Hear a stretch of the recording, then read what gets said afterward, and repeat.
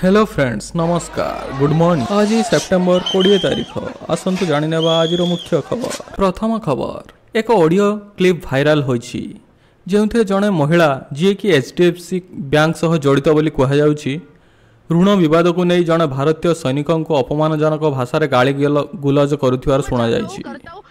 Audio रे महिला सैनिकों को कहिसंती जे से अपाठुआ तेणु तांकु सीमांत को पठा जाइछि एवं सैनिकों को पिलामानंको विषय मध्य असहनीय मंतव्य देथिवार सुना जाउछि। तबे थरे सुनि नियंतु एही ऑडियोटी को। मैं जाता हूँ करता हूँ, तुमको हर एक मैसेज का ना रिप्लाई तो देना चाहिए ना एटलीस्ट कि मैडम करता हूँ नहीं है या कुछ भी मजबूरी समझो। मेरे को ये भी जानकारी दिया नहीं, मेरा 15,85,000 रुपया सैंक्शन किया आपने। अरे बताया तो 16,23,931 15,85,000 पढ़े लिखे हो तो तुमको बताया जाए, पढ़े लिखे होते कोई अच्छी कंपनी में जॉब करते होते 931 रुपए का क्या हुआ? तभी बॉर्डर में भेज दिए गए हो तुम। अरे सर ऐसा ना किसी के हक का ना खाने का नहीं, तुम समझा ना, हजम नहीं होगा तभी तुम लोगों के बच्चे ना विकलांग पैदा होते और ऐसे ही लोग होते जो शहीद हो जाते हैं। ओके ओके रखो अभी फोन और दिखाओ और 15 दिन में मैं भी देखती हूँ तुम क्या चीज हो, कौन सी तुर्रम खां हो तुम। मैं भी देखती हूँ 12 साल से तो CRPF में बिजनेस कर रही हूँ, तुम क्या मेरे को सिखाओगे? और मैं भी ना डिफेंस फैमिली से बिलोंग करती हूँ, तुम क्या मेरे को सिखाओगे यार? आपका पूरा है ना अभी आपका है ना ये भी मैं भी आपको दिखाता हूँ, मैं भी किस चीज का फैमिली का हूँ, क्या कर सकता हूँ अभी दिखाओ। कितनी बड़ी फैमिली के होता है ना सर, 15-16 लाख रुपए ना लोन नहीं लेते। पता लगता है आप कौन से फैमिली से बिलोंग करते हो। लोन पे जी रहे हो, अब क्या ज्ञान हमको घंटा तुम दोगे? लोन पे जी रहे हो, ऑफकोर्स जी रहे हो लोन पे। 5 लाख देने में तुम्हारी नानी याद आ गई है। अब दिखा, बोल मत दिखा के सामने, बोल मत दिखा। चैलेंज कर दिया ना आपको, मैं दिखाऊंगा आपको। चैलेंज आओ दिखाओ। रिकॉर्डिंग मेरे पास रखा है, आपने क्या किया है क्या नहीं। रिकॉर्डिंग जो भी रखना है कहाँ नौकरी कर रहा हूँ और आपने कहाँ से सर्विस सर्टिफिकेट बनाया। जिधर भी भेजने का है उधर भेजो, देख लेना, मैं भी दो बार जिधर भेजने का है उधर भेजो। दिखाओ तुम एक बार। मैंने भी आपने जो भेजा उसका स्क्रीनशॉट मार रखा है एकदम बिंदास। और भी कुछ चाहिए तो और भी कुछ भेज देती हूँ। भेज दो, क्या है आपके पास? क्या चाहिए तुमको, क्या चाहिए तुमको बताओ ना, वो चीज भेजती हूँ। स्क्रीनशॉट क्या मारने की जरूरत है?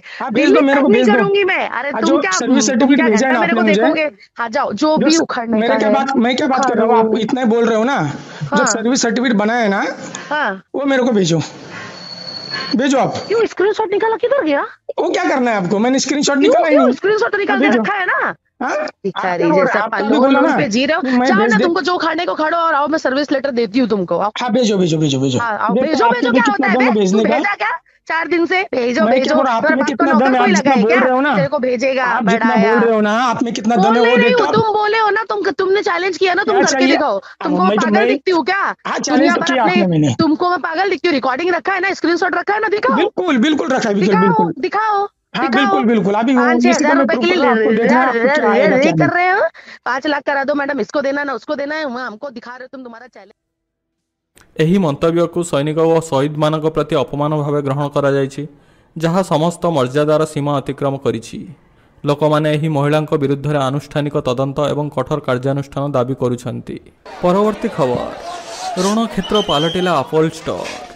आईफोन 17 पाई विधा गोईठा। गोटे भी माड़ तले पड़ानी, क्या गालरे बाजुला तो क्या पिठे दुमकिना विधा बसुला, पुणी क्या किए पछड़ू गोईठा मारुला। विधा गोईठा चापुड़ा सबू उपरे उपरे पड़ूला। माने कहवाक गले किछि समय पर एप्पल स्टोर रणक्षेत्र पलटिगला। जोठी किछि समय तले उत्साह थिला अपेक्षा थिला, सेठी संगे संगे गंडगोल परिस्थिति देखादेला। सबू उत्साह उत्तेजनार बदलीगला। मुंबई एप्पल स्टोर DKC जियो सेंटर बाहर किछि एमिति देखिବାକୁ मिलिथिला, जोठी धाड़ी भांगी धसाई पशिया पर अप्रीतिकर परिस्थिति सृष्टि होइछि। कहा जाउछि किछि बिना बुकिंग रे लोक आसी नुआ आईफोन 17 किनिया धाड़ी छिड़ा होइथिवार लोकंकु हटेई निजे छिड़ा हेबाकु चेष्टा करथिले। जो माने पूर्व रातिर विभिन्न राज्यरू आसी आईफोन 17 किनियाकु घंटा घंटा धरी धाड़ी छिड़ा होइथिले, सेमाने एहाकु विरोध करथिले। आउ तापरे ही सेउटु बचसारू बाड़िया पिटा लगी आईफोन 17 किनियाकु आसीथिवा ग्राहक बास तापरे एप्पल स्टोर रणक्षेत्र में परिणत होइथिला। परवर्ती खबर, पुणी ठकईरे शिकार हेले पूर्वतन आईजी DK पंडा साइबर ठकईर शिकार होइथिवार अभियोग होइछि। व्हाट्सएप रे आसीथिबा एक लिंक रे क्लिक करिया परे तांको अकाउंट रु 4,32,000 टंका गायब हो जाइथिवार जणा पड़िछि। घटनाटी सेप्टेम्बर 9 तारिख रे घटिथिबा बेले पंडांको अभियोग आधार रे सेप्टेम्बर 15 रे धुमांगंज पुलिस स्टेशन ले एक मामला रुजु करी तदंत आरंभ करिछि पुलिस। से कहिसेंती मु इंटरनेट रे इंडियन बैंक मुंडेरा शाखार टोल फ्री नंबर खोजुथिली।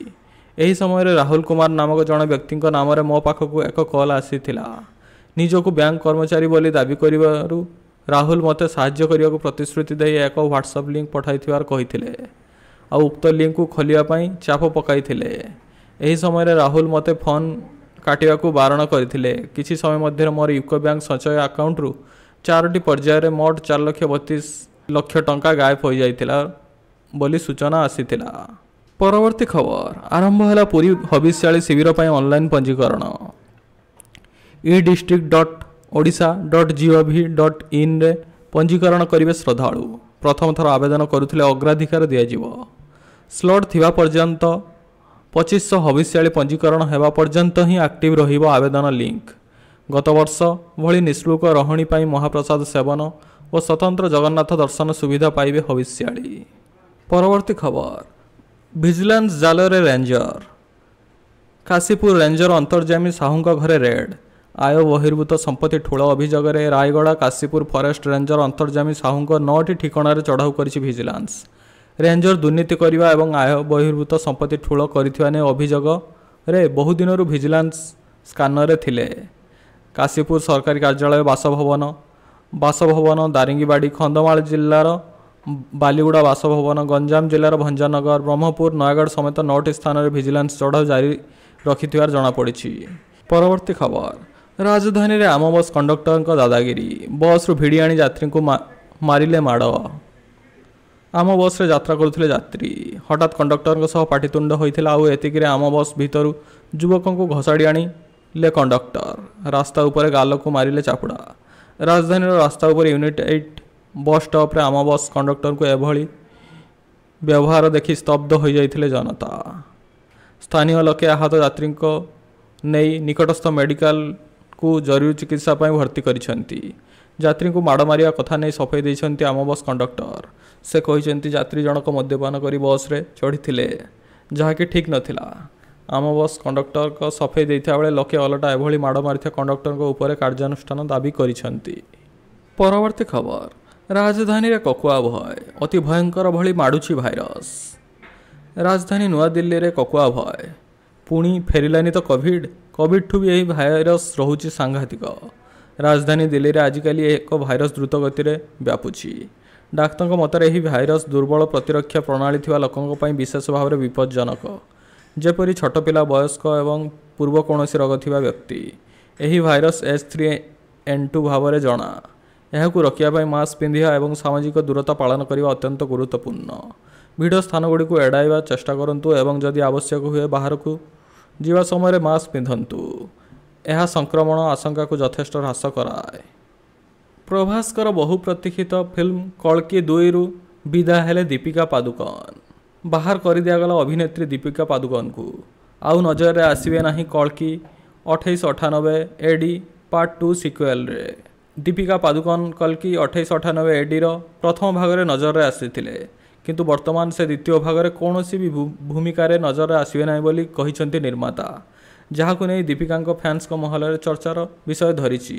ପ୍ରକୃତରେ ନାଗ ଅଶ୍ୱିନୀଙ୍କ ନିର୍ଦ୍ଦେଶିତ ଫିଲ୍ମ କଳ୍କି 2898 ADର ନିର୍ମାଣ କରିଥିବା ବୈଜୟନ୍ତ ମୁଭିଜ୍ ସୋସିଆଲ ମିଡ଼ିଆ ପ୍ଲାଟଫର୍ମରେ ଏକ ପୋଷ୍ଟ ସେୟାର କରିଛନ୍ତି। ସେମାନେ ଲେଖିଛନ୍ତି, ଆନୁଷ୍ଠାନିକ ଭାବେ ଘୋଷଣା କରାଯାଇଛି ଯେ ଦୀପିକା ଫିଲ୍ମ କଳ୍କି ସିକ୍ୱେଲର ଅଂଶ ହେବେ ନାହିଁ।